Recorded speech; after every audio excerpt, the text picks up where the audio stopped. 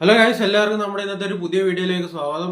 നമ്മളെപ്പോഴും ഈ മൊബൈൽ ഫോണിന്റെ ഷോർട്സ് മാത്രമായിട്ടാണ് നമ്മളെപ്പോഴും ഇടുന്നത്. ഇന്ന് അതിൻ്റെ ഒരു വ്യത്യസ്തമായിട്ട് നമ്മൾ കമ്പ്യൂട്ടറിന്റെ ഒരു പുതിയൊരു വീഡിയോ ഇട്ടാൽ ഇന്ന് കമ്പ്യൂട്ടറിന്റെ നമ്മുടെ ഈ മദർ ബോർഡിൻ്റെ അകത്ത് ഇപ്പം എല്ലാവർക്കും ഉള്ള സംശയമൊക്കെയാണ് നമ്മൾ ഈ പുതിയൊരു കമ്പ്യൂട്ടർ അസംബിൾ ചെയ്യുമ്പോഴൊക്കെ ഇതിന്റെ കണക്ഷൻസ് എങ്ങനെയാണ് വരുന്നത്. ഇപ്പോൾ കമ്പ്യൂട്ടർ ഫീൽഡിലുള്ളവർക്കൊക്കെയാണ് അറിയാം. അല്ലാതെ നമ്മളിപ്പോൾ ബിൽഡ് ചെയ്യുന്ന ആൾക്കാരൊക്കെയാണ് ഇപ്പോൾ സ്വന്തമായിട്ട് പാർട്സ് വാങ്ങിച്ച് ഓൺലൈനിൽ പാർട്സ് ഒക്കെ വാങ്ങിച്ച് ബിൽഡ് ചെയ്യുന്നവരാണെങ്കിൽ അവരുടെ സംശയമാണ് ഇതിൻ്റെ അകത്ത് എങ്ങനെ കണക്ഷൻസും കാര്യം എവിടെയൊക്കെ സാധനങ്ങളൊക്കെ പോകുന്നതെന്നും എങ്ങനെയൊക്കെയുള്ള ഡൗട്ട് വരാറുണ്ട്. അപ്പം അതിൻ്റെയൊക്കെ ആയിട്ട് ഒരു സൊല്യൂഷൻ ഇട്ടാണ് ഞാൻ ഇന്ന് നോട്ടം. നമ്മൾ ഇതിൻ്റെ അകത്ത് ഇനി എങ്ങനെയൊക്കെ ഇതിൻ്റെ കണക്ഷൻസും കാര്യങ്ങളെല്ലാം എല്ലാം ഇന്ന് നോക്കും. നമുക്കപ്പോൾ താമസിക്കാതെ തന്നെ വീഡിയോയിലേക്ക് കടക്കാം. അപ്പോൾ ആദ്യമായിട്ട് നമ്മുടെ കമ്പ്യൂട്ടറിൻ്റെ മദർ ബോർഡ് എന്ന് പറഞ്ഞാൽ ഇതായിരിക്കും. നമ്മുടെ കമ്പ്യൂട്ടറിൻ്റെ മദർ ബോർഡ് ഇങ്ങനെ ഇരിക്കും. ഇപ്പം എൻ്റെ ഇരിക്കുന്ന കോൺസ്റ്റൻറ്റിൻ്റെ H81 എന്ന് പറഞ്ഞ ഒരു മദർ ബോർഡാണ്. കോൺസ്റ്റന്റ് H81 എന്ന് പറഞ്ഞ മദർ ബോർഡാണ് എഴുതിയിരിക്കുന്നത്. ഇതിന്റെ കണക്ഷൻസ് കാര്യങ്ങൾ എങ്ങനെയാണ് വരുന്നതെന്ന് പറയുമ്പോൾ ഫസ്റ്റ് തന്നെ നമ്മുടെ ഇവിടെ ഇപ്പോൾ വലിയൊരു ഫാന് കാണുമായിരിക്കും. ഇതിന്റെ അടിയിലാണ് നമ്മുടെ മെയിൻ പ്രോസസ്സറും കാര്യങ്ങളൊക്കെ വരുന്നത്. അപ്പോൾ പ്രോസസ്സർ എങ്ങനെ വെക്കുന്നത് വെച്ചാൽ നമ്മുടെ ഈ പ്രോസസ്സറിന്റെ ഒരു സ്ക്വയർ ഷേപ്പിലുള്ള പ്രോസസ്സർ ആയിരിക്കും നമുക്കിപ്പോൾ എൻ്റെ ഇപ്പം ഇരിക്കുന്നത് ഓൾറെഡി ഫിക്സ് ചെയ്താണ് വന്നിട്ടുള്ളത്. നമ്മളിത് വാങ്ങിച്ചപ്പോൾ ഞാൻ ഫിക്സ് ചെയ്തു. ഇപ്പം ഞാൻ ഇപ്പോൾ ഇളക്കി കഴിഞ്ഞാൽ എൻ്റെ ഇപ്പോൾ തെർമൽ പേസ്റ്റ് ഇല്ലാത്തതുകൊണ്ട് ഞാൻ ഇപ്പോൾ ഇളക്കുന്നില്ല. ജസ്റ്റ് സൈഡിൽ കൂടെ കാണുവാണെങ്കിൽ കാണുന്നുണ്ടോ കാണാൻ പറ്റുന്ന അറിയില്ല, കാണിച്ചു തരാം. ഇപ്പം ഈ കാണുന്നില്ല, ഇതാണ് പ്രോസസ്സറിൻ്റെ ബേസ്. ഇതിലാണ് പ്രോസസ്സർ ഇരിക്കുന്നത്. പ്രോസസ്സറിൻ്റെ എങ്ങനെ വരുന്നത് എങ്ങനെ ഫിക്സ് ചെയ്യുന്നുള്ള വീഡിയോ ഞാൻ ഇതിൻ്റെ കൂടെ തന്നെ അറ്റാച്ച് ചെയ്തിട്ടുണ്ട്. ഈ സൈഡിൽ എവിടെയെങ്കിലും കാണുമായിരിക്കും, ജസ്റ്റ് ഒന്ന് ചെക്ക് ചെയ്യുക.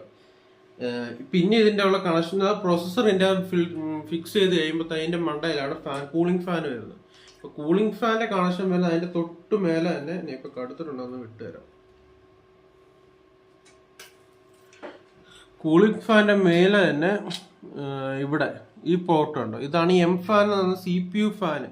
ചില സി ഫാൻ അങ്ങനെയൊക്കെ ആയിരിക്കും കൊടുത്തത്. CPU ഫാൻ എന്ന് പറഞ്ഞതിന് കൊടുത്തിട്ടുണ്ടായിരിക്കും. അപ്പം അതിൻ്റെ അകത്ത് തന്നെ നമ്മൾ ഈ പോർട്ട് ജസ്റ്റ് ഇതുപോലെയാണ് ഇതിൻ്റെ ഹെഡർ വരുന്നത്. പോർട്ട് വരുന്നത് ഇതുപോലെ ഒരു 4-5 പിന്നുള്ളൊരു പോർട്ടായിരിക്കും. അപ്പം ഈ ഹെഡ് ഫാന് കറക്റ്റ് ഇതിൻ്റെ പൊസിഷനനുസരിച്ച് കൊടുത്താൽ മതി. ഇപ്പോൾ ഈ ഹെഡ് ഫാന് പോർട്ടായി, ഹെഡ് ഫാന് പോർട്ട്. ഇനി പിന്നെ വരുന്നത് നമ്മുടെ പവർ സപ്ലൈ കാണിച്ചു തരാം. ഇതാണ് നമ്മുടെ പവർ സപ്ലൈ വരുന്നത്. ഈ പവർ സപ്ലൈയുടെ ഏറ്റവും വലിയ പിന്ന് ഇതാണ് 24 പിന്ന്.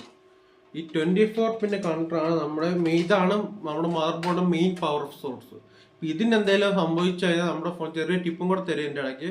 ഇപ്പം ഇതിനെന്തെങ്കിലും സംഭവിച്ചാൽ നമ്മുടെ ബോർഡ് പവർ ഓൺ ആകാതിരിക്കുക, അമ്മാതിരി ഫോൺ ബോർഡ് ഓൺ ആയിട്ട് പിന്നെ ഷട്ട് ഡൗൺ ആവുക, അങ്ങനെയൊക്കെ കാര്യങ്ങൾ. ഈ പവർ സപ്ലൈ ഇപ്പം നിങ്ങൾക്ക് വെക്കുമ്പോൾ പവർ സപ്ലൈ എടുക്കുമ്പോൾ നോക്കേണ്ട ഇതിൻ്റെ കറക്റ്റ് വാട്ട്സ് എത്ര. നമ്മളിപ്പോൾ ഗ്രാഫിക്സ് കാർഡും കാര്യങ്ങളൊക്കെ കൊടുക്കുകയാണെങ്കിൽ ഗ്രാഫിക്സ് കാർഡിന് ഇപ്പോൾ ഗ്രാഫിക്സ് കാർഡ് സപ്ലൈ, ഇപ്പോൾ പവർ സപ്ലൈ 2 സപ്ലൈ എന്ന് പറഞ്ഞാൽ ഇത് മദർ ബോർഡിനുള്ള സപ്ലൈ ആയിരിക്കും. ഇത് നമ്മൾ ഗ്രാഫിക്സ് കാർഡ് കൊടുക്കുന്ന ഇതുപോലത്തെ സേറ്റാ പോർട്ട് കാണും, സേറ്റാ പവർ പോർട്ട്. അതിൻ്റെ കൂടെ തന്നെ വേറൊരു പോർട്ടുണ്ട്. ഇതും നമ്മുടെ മദർ ബോർഡിൽ ചില പവർ സപ്ലൈ ഗ്രാഫിക്സ് കാർഡിന് ഈ പോർട്ട് അല്ല വേറൊരു പോർട്ട് സെപ്പറേറ്റ് അഡീഷണൽ പവർ കൊടുക്കേണ്ടി വരും. ഇത് നമ്മുടെ കുറഞ്ഞ ഇതിൻ്റെ അത് കാണില്ല. ഇതിപ്പോൾ സെബ്രോണിക്സിൻ്റെ N460 വാട്ട്സ് 460 വാട്ട്സിൻ്റെ ഒരു പവർ സപ്ലൈ ആണിത്. അപ്പോൾ ഇതിൻ്റെ ഞാൻ ഇവിടെ തന്നെ കാണിക്കാം, നിങ്ങൾ ഇത് പോസ്റ്റ് ചെയ്ത് നോക്കുക. ഇതാണ് ഇതിൻ്റെ മോഡൽ നമ്പറും കാര്യങ്ങളൊക്കെ. എൻ്റെ സെബ്രോണിക്സിൽ നിന്ന് വരുന്നൊരു പവർ സപ്ലൈ ആണ്. ഇതാണ് ഇവിടെ ഉണ്ട്, ഇതിൻ്റെ മാനുഫാക്ചറും ഡേറ്റും കാര്യങ്ങളെല്ലാം ഇവിടെ ഉണ്ട്. ഇത് സെബ്രോണിക്സിൻ്റെ ഒരു പവർ സപ്ലൈ ആണ്. ഇതിൻ്റെ നമ്മൾ വരുന്നത് ഇതിൻ്റെ നേരെ 24 പിന്ന് ഹെഡർ ഇതിൻ്റെ അത് കണക്ട് ചെയ്യണം. ഇത് കറക്റ്റ് പൊസിഷൻ നോക്കിയിട്ട് ഇവിടെ ഹെഡർ വരുന്നത്. ഇപ്പം ഏത് മദർ ബോർഡ് ആയാലും അതിൻ്റെ അത് ഈ 24 പിൻ ചിലപ്പോൾ 24 പിൻ്റെ ഹെഡർ കാണും. അത് ഇതിൻ്റെ അത് നേരിട്ട് കണക്ട് ചെയ്യുക. പിന്നെ ഇതെല്ലാം നമ്മുടെ ഇതിൻ്റെ അകത്ത് കേസിൻ്റെ അകത്ത് ഫിക്സ് ചെയ്ത ശേഷം വേണം അതിപ്പോൾ നമ്മൾ CPU സ്റ്റെപ്പായി ജസ്റ്റ് ഒന്ന് പറഞ്ഞുതരാം. അത് നമ്മൾ CPU ഫിക്സ് ചെയ്ത് കഴിയുമ്പോൾ സെക്കൻഡ് സ്റ്റെപ്പ് ഹെഡർ കണക്ട് ചെയ്യുന്നതല്ല. അതിന് മുമ്പ് നമ്മൾ റാം സ്റ്റിക്ക്, ഇതിപ്പം 4G DDR3 Ram stick, DDR3 ഒരു റാം സ്റ്റിക്കാണ് ഇത് നമ്മൾ കണക്ട് ചെയ്യണം. ഇത് കണക്ട് ചെയ്യുന്നത് എങ്ങനെയാന്ന് പറഞ്ഞാൽ നമ്മൾ ഇവിടെ നിങ്ങൾ 2 സ്ലോട്ട് കാണും, നീളമുള്ള ഒരു സ്ലോട്ട് കാണും 2 എണ്ണം. അപ്പം അതിൻ്റെ ഏതെങ്കിലും പോർട്ടിൽ അത് നിങ്ങൾ റാം കണക്ട് ചെയ്യുമ്പം നിങ്ങൾ ശ്രദ്ധിച്ച് കാണുന്നുണ്ടായിരിക്കും ഇവിടെ വരെ ടോട്ടൽ നീളത്തിൽ ചെറിയൊരു ഗ്യാപ്പ് ഉണ്ട്. അപ്പം ഈ ഗ്യാപ്പ് ഈക്വൽ അല്ല, കാരണം ഇവിടുന്ന് ഇവിടെ നീളം കൂടുതൽ, ഇവിടുന്ന് ഇവിടെ നീളം കുറവ്. അപ്പം അത് നിങ്ങൾ ശ്രദ്ധിച്ച് വേണം കണക്ട് ചെയ്യാനായിട്ടുണ്ട്. അപ്പം നിങ്ങൾ മറിച്ച് കണക്ട് ചെയ്ത് സോക്കറ്റ് അങ്ങ് ഒടിഞ്ഞു പോകും, ഇത്ര വേറെ ഒന്നും സംഭവിക്കത്തില്ല. ഇതിപ്പോൾ കണക്ട് ചെയ്യുമ്പോൾ നിങ്ങൾ ഇത് വെച്ച് നോക്കുക. ഇവിടുന്ന് ഇവിടെ വരുമ്പോൾ ഇവിടെ ചെറിയൊരു ഇതുണ്ട്, കട്ടുണ്ട്, കണ്ടോ, ഇവിടെ ഒരു കട്ടുണ്ട്. നിങ്ങൾ വെച്ച് നോക്കുമ്പോഴത്തേക്ക് മെയിനായിട്ട് മിക്കവാറും ഉള്ളതിൻ്റെ ഒക്കെ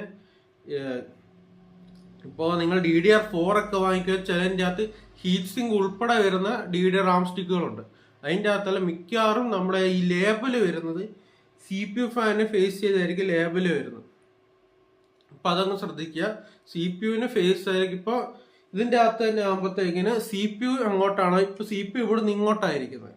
ഇവിടുന്ന് ഇങ്ങോട്ട് ഇരിക്കുമ്പോഴത്തേക്കിന് ഇവിടുന്ന് ഇങ്ങനെ ഫേസ് ചെയ്തായിരിക്കും ഇപ്പോൾ ഇത് റാം സ്റ്റിക്കിൻ്റെ സ്ലോട്ട് വരുന്നത്. ഇപ്പോൾ 2 ലോക്ക് ഉണ്ട്, ആ 2 ലോക്ക് ജസ്റ്റ് ഒന്ന് അകറ്റിയതിന് ശേഷം ഇതെടുക്കുക. ഈ ജസ്റ്റ് 2 സ്ലോട്ടുണ്ട്, ഏതൊരു ഒരു സ്ലോട്ട് വെച്ചിട്ട് ജസ്റ്റ് നമുക്കുണ്ടോ, നമ്മൾ ജസ്റ്റ് നമുക്ക് കഴിയുമ്പോൾ തന്നെ ഇതങ്ങ് ഒന്ന് ടൈറ്റ് ആവും. മറ്റേ ഇപ്പോൾ ലൂസായിരിക്കുമായിരിക്കും, മറ്റേ ഒന്ന് ടൈറ്റ് ആവും. ഇല്ലെങ്കിൽ നമ്മൾ ടക്കുന്നൊരു സൗണ്ട് കേൾക്കും. ഇപ്പോൾ 2 സൈഡിൽ ലോക്ക് വീണിട്ടുണ്ടായിരിക്കും. അപ്പോൾ മറ്റേ കൂടെ ലോക്ക് ലിസ്റ്റിങ് വെക്കുമ്പോൾ നമ്മൾ റാം സ്റ്റിക്ക് ഫിക്സ് ചെയ്തു. ഈ ഫിക്സ് ചെയ്ത് ഇനിയാണ് നമ്മൾ കേസ് വെക്കുന്നത്. കേസ് വെക്കുമ്പോഴത്തേക്ക് ശ്രദ്ധിക്കുക, ഇതിൻ്റെ നമ്മൾ ആദ്യമേ ഏതൊക്കെ സ്ഥലത്തൂടെയൊക്കെയാണ് കേബിൾ ഇടേണ്ടത് അതൊക്കെ നോക്കിയിട്ട് വേണം കേബിൾ ഇടാനായിട്ട് വേണ്ടി.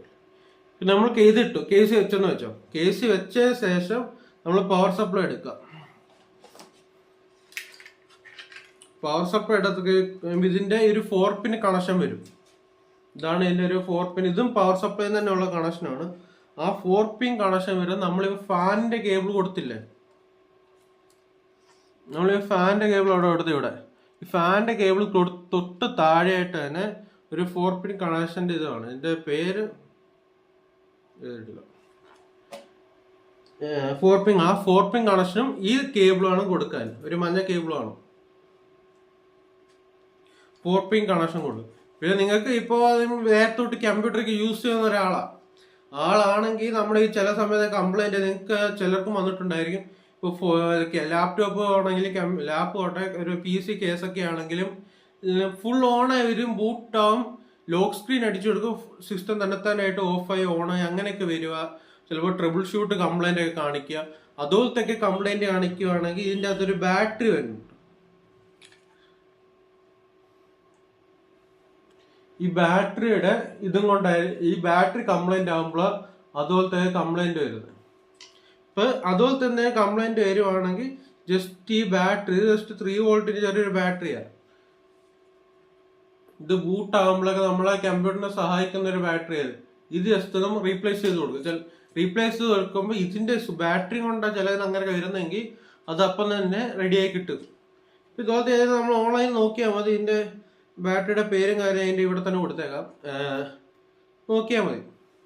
ഇത് നമ്മളിപ്പോൾ അഡ്ജസ്റ്റ് ചെയ്തതിന് ശേഷം നിങ്ങളിപ്പോൾ അടുത്ത കൊടുക്കാനുള്ളത് നമ്മുടെ DVD ഡ്രൈവ് ആയാലും ഈ സ്റ്റോറേജ് ആയാലും അതുപോലത്തെ എന്തെങ്കിലും അഡീഷണൽ നമുക്ക് ഈ അഡീഷണൽ കൊടുക്കാനുള്ളത്. ഇതുപോലെ തന്നെ SD കാർഡ് ഡ്രൈവർ വേണം. ഇത് പഴയ മോഡൽ ഇപ്പം യൂസ് ചെയ്യുന്നില്ലെങ്കിൽ SD കാർഡ് ഡ്രൈവർ, നമ്മളെ SSD അതുപോലത്തെ കാര്യങ്ങൾ കൊടുക്കാനായിട്ട് വേണ്ടി ഉള്ള കേബിളിന് SATA കേബിൾ ഞാൻ കാണിച്ചാൽ ഇതുപോലത്തെ റെഡ് കറുപ്പ് കളറിൽ SATA കേബിൾ കിട്ടും. ഈ SATA കേബിള്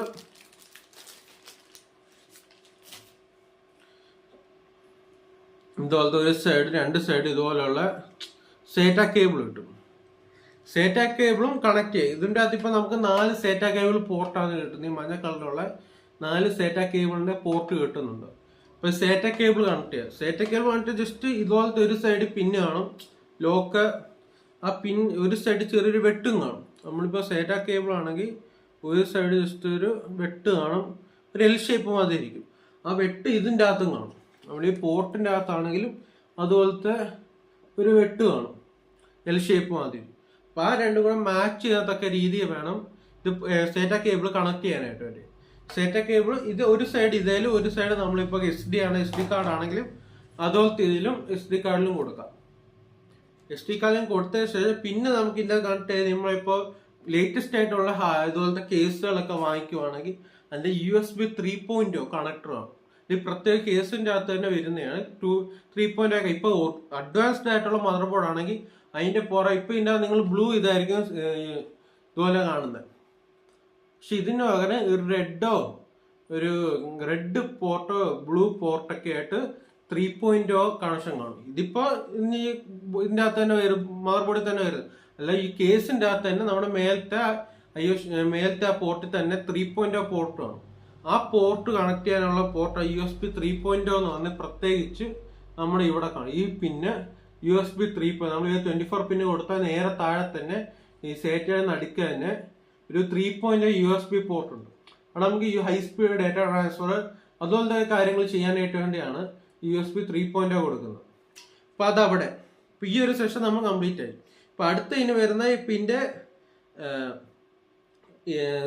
കേസിന്റെ അവിടെ കൂടെ തന്നെ വരുന്ന പവർ, ലൈറ്റ്, റീസെറ്റ് സ്വിച്ച് അത് കൊടുക്കുന്ന പോർട്ട് ഇവിടെ കളർ കോമ്പിനേഷനിൽ തന്നെ അവർ കൊടുത്തുകൊണ്ട് നമ്മളിപ്പോൾ ഇതുണ്ട് ഈ കളർ കോമ്പിനേഷനിലാണ് ഇതിന്റെ വരുന്നത്.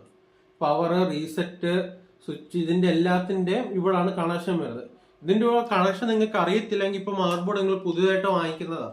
അപ്പൊ പുതിയതായിട്ട് വാങ്ങിക്കുന്ന മദർ ബോർഡാണ് അതിന്റെ അകത്തുള്ള യൂസർ മാനുവലിന്റെ ഓരോ മദർ ബോർഡിന് അതിന്റെ റീസെറ്റ് സ്വിച്ചും കാര്യങ്ങളും കണക്ഷൻ വ്യത്യാസം. ഇപ്പൊ ഞാൻ ഇപ്പൊ ഇതിന്റെ ഇട്ടാലും ഓരോ പുതിയ ഇപ്പൊ നിങ്ങൾ ഈ HECയും മദർ ബോർഡ് അല്ലെങ്കിൽ വേറെ മദർ ബോർഡാണ് കേബിൾ അങ്ങോട്ടും ഇങ്ങോട്ടും ചിലപ്പോൾ വ്യത്യാസം കാണും. അതിന്റെ കൂടെ തന്നെ വന്ന യൂസർ മാനുവലിന്റെ അകത്ത് ഇതിന്റെ ഫുൾ എങ്ങനെയൊക്കെ കണക്ട് ചെയ്യുന്ന കാര്യം ഇപ്പൊ ആരും യൂസർ മാനുവൽ നോക്കാതെ ചെയ്യുന്നവരാണ് എടുത്ത് കളഞ്ഞിട്ട് തപ്പി പിടിച്ച് എടുത്തോണം. അപ്പൊ അതിന്റെ റീസെറ്റ് സ്വിച്ചും കാര്യങ്ങളും എല്ലാം ഇവിടെ തന്നെ ആയിരിക്കും വരുന്നത്. അപ്പൊ കണ്ടിട്ട് ഇവിടെ എന്തോ കൊടുക്കുന്നത് ഇത്രയും വലിയ സോക്കറ്റ് കൊടുത്ത് എന്തോ ഇവിടെ നമ്മുടെ ഗ്രാഫിക്സ് കാർഡ് വരുന്നത്. അപ്പൊ എന്റെ ഇപ്പൊ സ്റ്റോക്കിലെ 2 ടൈപ്പുള്ള ഗ്രാഫിക്സ് കാർഡാണ് ഇരിക്കുന്നത്. ഒന്ന് നമ്മുടെ പഴയ മോഡൽ GT 730 ഇരിപ്പുണ്ട്. ഇതിപ്പോ നിങ്ങൾക്ക് ഇപ്പൊ എടുക്കാൻ ഇത് അത്യാവശ്യം നിങ്ങൾക്ക് ഒരു ഗെയിം കളിക്കുന്ന minimum just advance game just low quality game ഒക്കെ കളിക്കുന്നതാണെങ്കിൽ GT 730 ഇത് പഴയ മോഡലാണ്. പിന്നെ അത്യാവശ്യം നല്ല ബഡ്ജറ്റ് ഉള്ളവരാണെങ്കിൽ കുഴപ്പമില്ലെന്നുണ്ടെങ്കിൽ ഇപ്പൊ GT 730 ആണ് ഇതിപ്പോ ആവശ്യം ഒരു 2,500 രൂപയ്ക്ക് ഇപ്പൊ ഓൺലൈൻ മാർക്കറ്റിലെല്ലാം അവൈലബിൾ ആയിട്ടുണ്ട്. അല്ല നിങ്ങൾക്ക് കുറച്ചുകൂടെ പൈസ ഇടാം, അത്യാവശ്യം കുഴപ്പമില്ല. ഞാനിപ്പോ യൂസ് ചെയ്യുന്നത് GT GeForceന്റെ 1650 എന്ന് പറഞ്ഞൊരു ഗ്രാഫിക്സ് കാർഡാണ് ഞാൻ ഇപ്പൊ യൂസ് ചെയ്തുകൊണ്ടിരിക്കുന്നത്. ഞാൻ ഇപ്പൊ യൂസ് ചെയ്യുന്ന ഇതാണ് AMDയുടെ ഉള്ള സോഡിയാക് ഗെയിമിങ്ങിന്റെ GT 1650. ഞാൻ ഇപ്പൊ വാങ്ങിയ സമയത്ത് 13,000 രൂപ സംതിങ് ആയിട്ടുണ്ട് ഈ ഒരു സാധനത്തിന്. എന്റെ കമ്പ്യൂട്ടർ നോക്കാൻ ഏറ്റവും കൂടുതൽ വില എടുപ്പുള്ളത് ഇതാ, മദർബോർഡിനേക്കാളും കൂടുതൽ ഇതിനാ വില. ഇതാണ് GT 730 ഗ്രാഫിക്സ് കാർഡ് എന്ന് പറയുന്നത്. കാണുമ്പോൾ ചെറുത്. ഇപ്പൊ ഇതിന്റെ ഒരു കൂളിംഗ് സിങ് ഇതാണ്. ഇതിന്റെ നമ്മളെ ഹീറ്റ് ഒത്തിരി ഗെയിമൊക്കെ കളിക്കുക ഹീറ്റ് ആകുമ്പോഴത്തെ ഇതിന്റെ കൂളർ ഇതാണ് വരുന്നത്. ഒരു ഫാൻ ഉണ്ട്. ഇതാണ് നമ്മുടെ GT 730 ഗ്രാഫിക്സ് കാർഡ് വരുന്നത്. അപ്പൊ ഇത് ഫിക്സ് ചെയ്യേണ്ട എങ്ങനെയാന്ന് പറഞ്ഞാൽ നമ്മൾ മദർബോർഡ് എടുക്കുക, പിന്നെ കേസ് നിങ്ങൾ ഫിറ്റ് ചെയ്തിട്ടാണ് അവസാനത്തെ പരിപാടിയാ ഗ്രാഫിക്സ് കാർഡ് ഫിക്സിങ് എന്ന് പറയുന്നത്. നമ്മൾ ആദ്യം ചാടി കയറി ചെയ്ത് കഴിഞ്ഞാൽ പിന്നെ ഒരു പരിപാടി നടക്കത്തില്ല. ഇത് ഈ സാധനം ഒടിഞ്ഞു പോകുന്നല്ലാതെ. പിന്നെ നമ്മൾ കേസിലെ ഫിറ്റ് ചെയ്യുമ്പോൾ അതിന്റെ പുറകിൽ തന്നെ ഷീഡും കാര്യങ്ങളൊക്കെ വരും. അത് നിങ്ങൾ എവിടെയാണ് കറക്റ്റ് പൊസിഷൻ നോക്കി ആ മെറ്റൽ ഷീറ്റ് ഇളക്കി കഴിഞ്ഞതിന് ശേഷം മാത്രമേ ഗ്രാഫിക്സ് കാർഡ് ഫിറ്റ് ചെയ്യാവൂ. ഇപ്പൊ ഞാൻ ജസ്റ്റ് കാണിച്ചു തരാനായിട്ട് വേണ്ടി ചെയ്യുന്നതാണ്. ഇപ്പൊ ഈ ലോക്ക് ഉണ്ട്. ലോക്ക് എടുത്തതിന് ശേഷം ഗ്രാഫിക്സ് കാർഡ് കറക്റ്റ് പ്ലേസ് ചെയ്യുക. ഇപ്പൊ ഇങ്ങനെ ഈ രീതിയിലായിരിക്കും ഇത് PC-ക്കകത്ത് നിങ്ങളുടെ വെച്ചിട്ടുണ്ടായിരിക്കുക. പുറകില് ഗ്രാഫിക്സ് കാർഡ് ഫിറ്റ് ചെയ്യുമ്പോൾ ഇതിന്റെ ഒരെൻഡ് അകത്തോട്ട് കയറിയിരിക്കുന്ന ടൈപ്പ് ആയിരിക്കും. ഇത് കുറച്ചുകൂടി ലെന്ത് കൂടുതലാണ്. നിങ്ങളാണ് ഇത് നമ്മുടെ ഇതിന്റെ IO ഷീറ്റിന്റെ പുറകിൽ പോകും. നിങ്ങൾ കണക്ട് ചെയ്യുമ്പോൾ ജസ്റ്റ് ഒന്ന് കണക്ട് ചെയ്ത് ഞാൻ കാണിച്ചു തരാം. ഇങ്ങനെ ആയിരിക്കും. ഒരു സൈഡ് വെട്ട് നിങ്ങളെ കുറേ ചെറിയൊരു ലെങ്തേ കാണത്തുള്ളൂ. അത് ഈ സൈഡിൽ വരും. ഈ സൈഡ് ഇതാണ്. ജസ്റ്റ്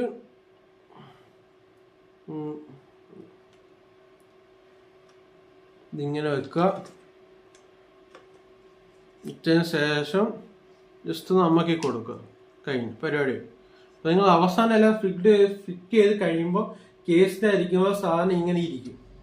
എല്ലാം കൂടെ കഴിയുമ്പോൾ കഴിയുമ്പോൾ ഇങ്ങനെ ഇരിക്കുന്ന സാധനം എല്ലാം നിങ്ങൾ അടിയിൽ GPU, ഗ്രാഫിക്സ് കാർഡ്, പിന്നെ മേലെ box, Ram, memory card, cable കാര്യങ്ങളെല്ലാം ഇങ്ങനെ. അപ്പോൾ ഇതായിരുന്നു ഇതിൻ്റെ ഫുൾ സെറ്റപ്പും കാര്യങ്ങളും. അടുത്ത ഇതിൻ്റെ ഫുൾ സെറ്റപ്പ് വീഡിയോ നമ്മൾ താമസിക്കാതെ ചെയ്യുന്നുണ്ട്. അപ്പോൾ അതിൻ്റെ അകത്ത് വരുമ്പോൾ എല്ലാ കാര്യങ്ങളും ഞാൻ പറഞ്ഞുതരാം. അപ്പോൾ ഇത്രയാണ് ഈ വീഡിയോ. എല്ലാവർക്കും ഇഷ്ടപ്പെടുന്ന ലൈക്ക് ചെയ്യുക, ഷെയർ ചെയ്യുക, സബ്സ്ക്രൈബ് ചെയ്യാനും മറക്കല്ല. പുതിയൊരു നല്ലൊരു വീഡിയോ ആയിട്ട് see you soon. Good by.